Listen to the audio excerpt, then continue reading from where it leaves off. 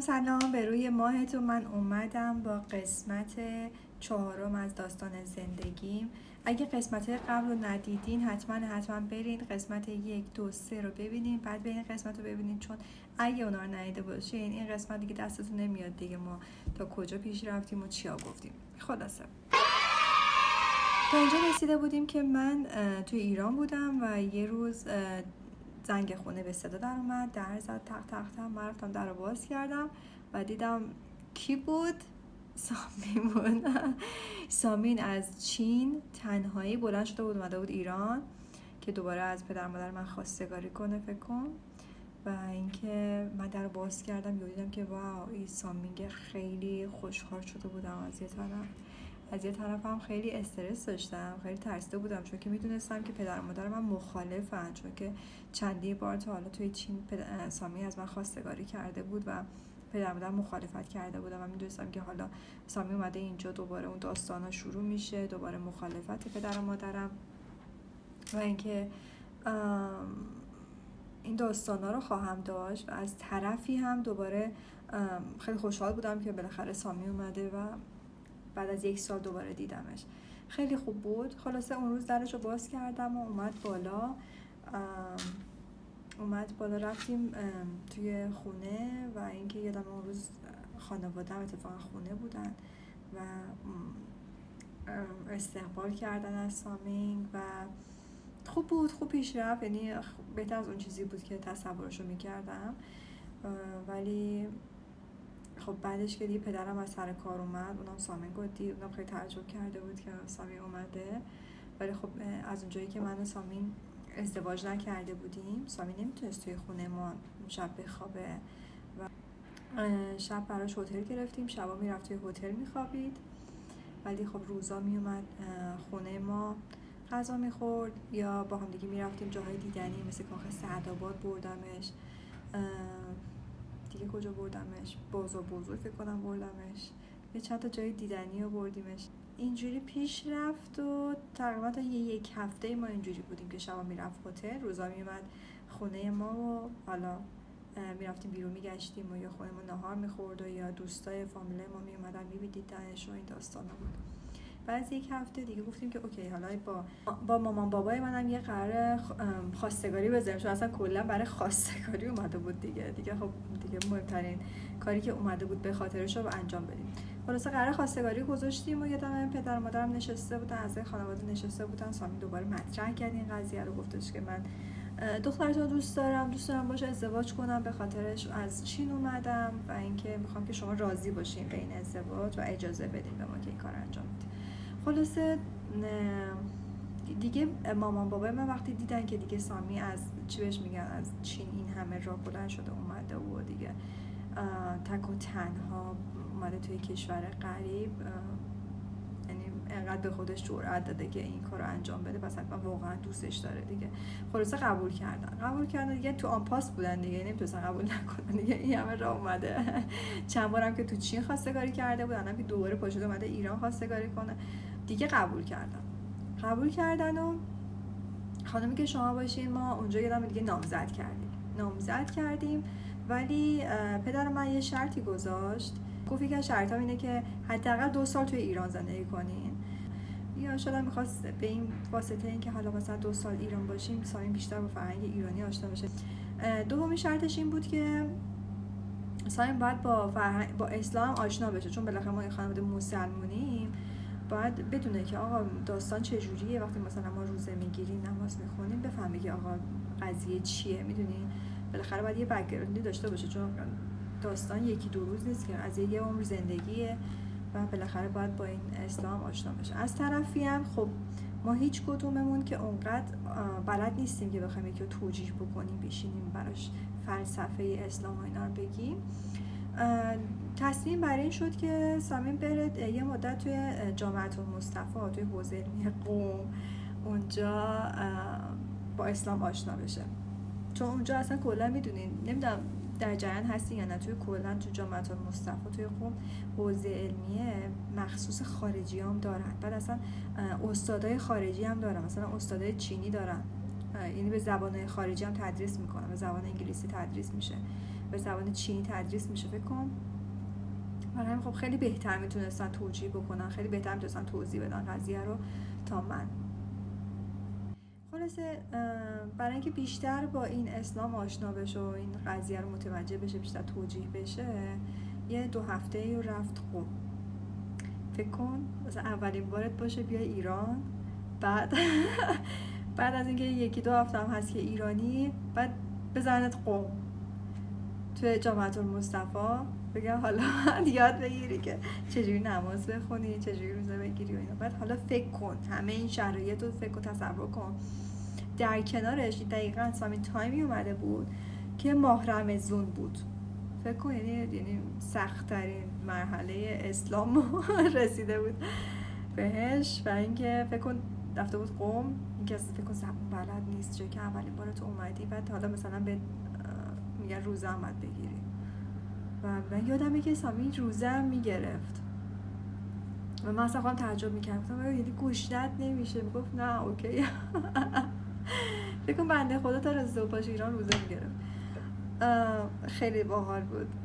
تا اینکه یه خاطره خیلی جالبی هم که تعریف میکرد، میگفتش که ماه رمضان بود، بعد روز مسلمانان غذا نمیخوردن، بعد من غذا چیز میکردن، به من 4 صبح در میزدن، به من قیمه بادمجون میدادن، بعد من خوابم میومد، نمیدونم چرا اینا این موقع غذا میخوردن. اولش تعجب کرده بوده یا چرا مثلا 4 صبح بهش غذا میدن. بعدش دیگه استاد برش تعریف کرده بود که اینجا الان ماه رمضونه، ما مسلمان‌ها قبل از طلوع آفتاب غذا میخوریم دیگه، تا وقتی چه میدونم روزه دیگه هیچ نمیتونی بخوری اینا. ولی اولش فکر تعجب کرده بود که چرا اینجوری بوده و چرا 4 صبح به من قیمه بادمجون میدادن. و آره، ولی در کل خیلی بهش سخت نگذشته بود، چون که بالاخره اونجا کلا محیطی بود که همه خارجی ها اونجا بودن و اصلا که مربی به استادم به زبان چینی هم داشته و فکر کنم سامی هم چینی بلده دیگه. اونجا چیز نبود، یعنی بهش خیلی فشار نیومده بود، یعنی سوالی داشته میتونسته بپرسه دیگه. اینجوری و دیگه یه 2 هفته هم توی قم بود، جامعه المصطفی بود، اونجا هم سحری بهش میدادن. ولی خب چون مسافر بود روزه برش واجب نبود، باز بهش مثل که غذا میدادن، یعنی سحری 4 صبح سحری میدادن، بعد دوباره 7-8 صبحانه بهش میدادن بعد نهار میخورده، بعد از نهار دوباره افطاری بهش میدادن، یعنی بعدش هم دوباره شام میخورده. ولی کلا بهش میگم سخت نگذشته بود از جامعه المصطفی بهش، یعنی هم سحری و افطارشو داشته، هم صبح نهار شامشو. 2 هفته اونجا بود و دیگه بعدش برمیگرده میاد تهران و بعدش چی شد؟ از یکم فکر کنم رسی چایتون ریختین؟ مثل من چایتون رو بریزین. داستان مال کیه این داستانه که من دارم تعریف میکنم؟ فکر کنم مال 10 سال پیشه، یعنی واقعا باید فکر کنم یادم بیاد. توی اینستاگرام هم نوشتم اینا، ولی خب فکر میکنم که این که براتون توضیح بدم یه حس دیگه ای داره. بعد از اینکه سامی از جامعه المصطفی برگشت دیگه با خانواده من صحبت کرد که قرار شد که ازشون خواهش کرد که اگه میشه من راحله رو ببرم کره و به خانواده‌ام نشون بدم، چون خانواده من اصلا نمیدونم من میخوام با کی ازدواج کنم، داستان چیه. خلاصه پدر مادر من خواهم جایی که دیگه ما نامزد کرده بودیم و خواستیم ازدواج کنیم دیگه قبول کردم. منم از طرفی که خب خیلی خوشحال بودم از اینکه بالاخره پدر مادرم قبول کردن ما ازدواج بکنیم و دیگه خیلی خوب بود دیگه. سامی اول از همه برگشت کره، اول زودتر برگشت تا آماده بشه. دیگه وقتی یادم رفتم کره برای اولین بار سامی اومد استقبالم فرودگاه، حس خیلی خوبی بود. ولی اولین حسی که اصلا اومدم تو فرودگاه پیاده شدم از هواپیما اولین چیزی که جوری زد احساس کردم این چیز متفاوت بود، این بوی کیمچی بود. نمیدونم چرا، ولی اصلا به اون موقع که فکر میکنم اولین چیزی که یادم میاد بوی کیمچیه، خدا شاید. و اینکه آره دیگه رفتم کره و یادم سامی اومده بود فرودگاه استقبالم، بعد با هم دیگه رفتیم خونهشون. شب بود، خوابیدیم دیگه فرداش از خواب بلند شدم، یادمه که همه خانواده رو دیر بلند شدم. چی بود دیگه، همه خانواده نبودن، همه رفته بودن سر کار و چون خیلی زودم میرفتن.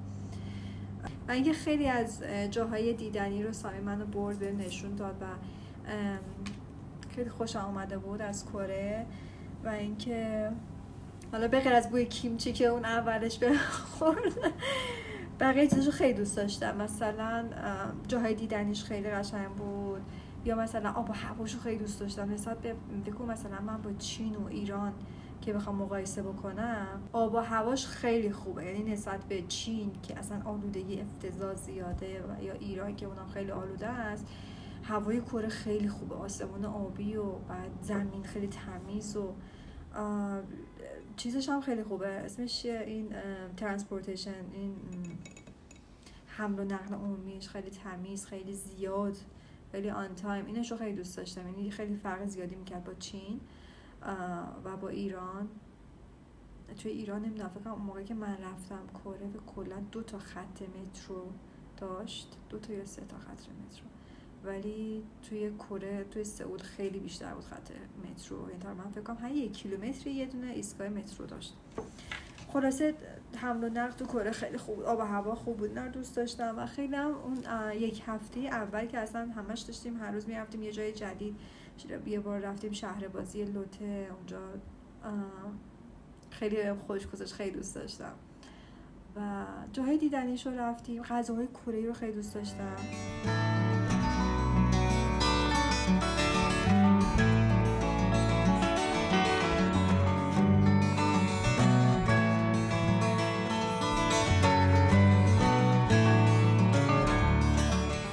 سامین یه روز اونم با پدرمادرش صحبت کرد که اگه میشه بشینیم با هم دیگه صحبت کنیم، میخوام باهاتون صحبت کنم. نشستیم و پدرمادرش اومدن و نشستیم. سامین به باباش گفتش که آره من میخوام با راهله ازدواج کنم و اینکه میخوام که شما با هم شما قبول کنین و اجازه بدین که ما با هم دیگه ازدواج کنیم.